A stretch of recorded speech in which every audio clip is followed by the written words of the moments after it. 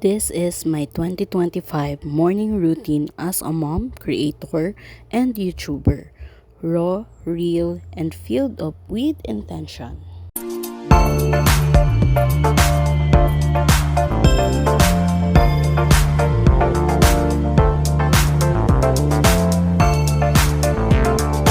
Good morning! Another day, another chance to grow.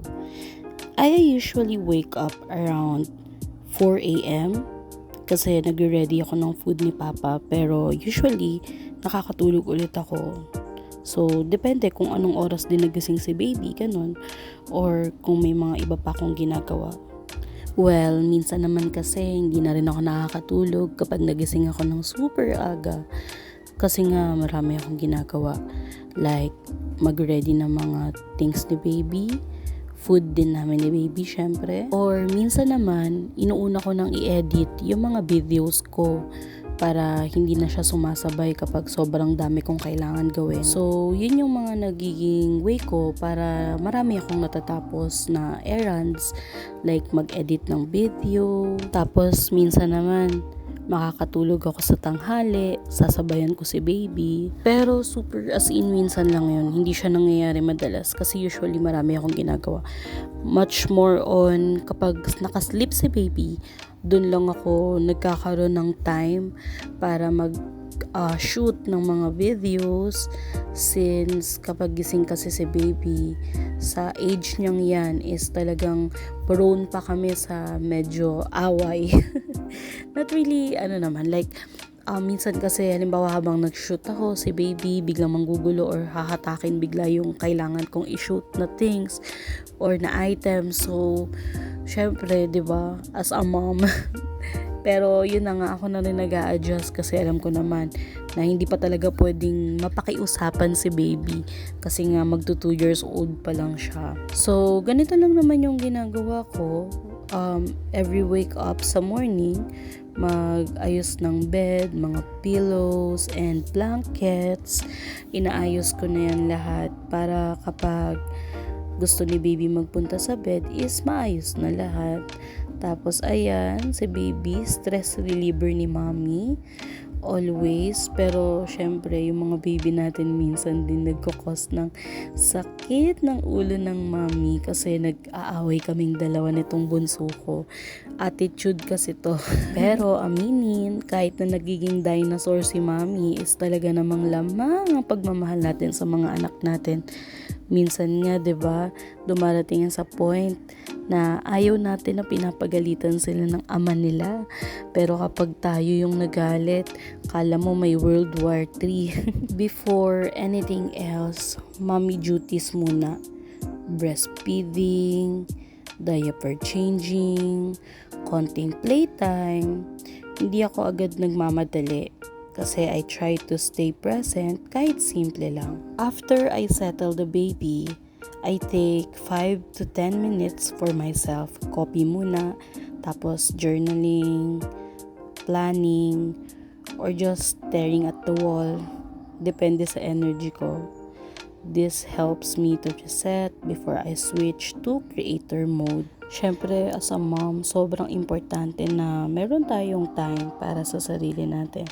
So, makakapag-isip tayo ng maayos. Masasettle natin yung mga dapat natin isettle. Makakapag-isip tayo kung ano yung mga gagawin pa natin sa araw na ito. Dahil admin din ako sa isang PR agency, usually nag-check din ako ng mga gawa or mga task ng mga creator na hawak. Isa rin to sa binibigyan ko ng time because this is the part of my side hustle. I always make sure na nakakapag-submit sila ng mga task nila on time. Once my mind's clear, I review my content calendar.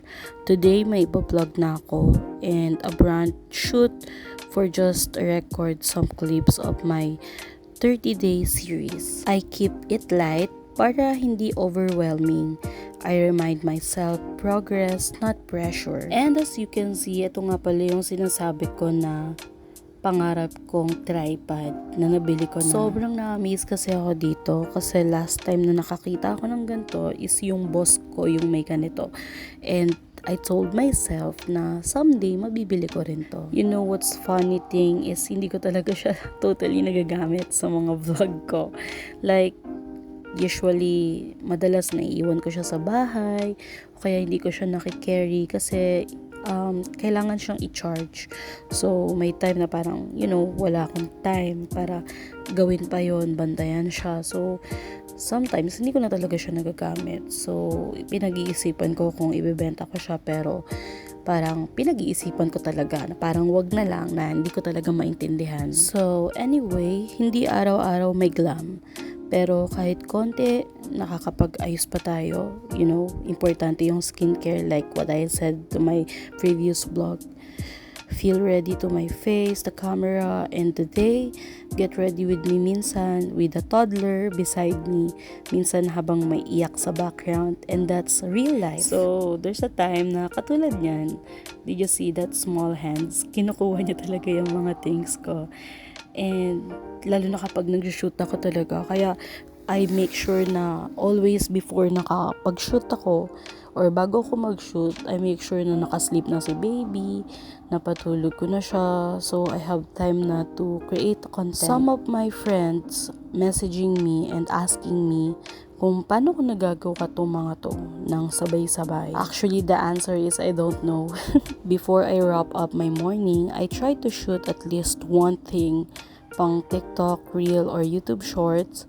Kahit maikli lang, consistency is my goal this time. Kidding aside, nagagawa ko to lahat kasi nga, again, this is my passion. And ako talaga yung tao na sobrang hilig mag-multitask, as in. Ako yung tao na gusto kong palagi ako may ginagawa kasi pag wala, I'm so bored. But the downside is sometimes bigla ako nagbe-breakdown dahil sa pagod. But don't worry kasi usually nagbe-breakdown lang naman ako once a month. Share ko lang alam niyo ba nung empleyado pa ako, nasa office ako, akin ang trabaho ng pang-5 tao.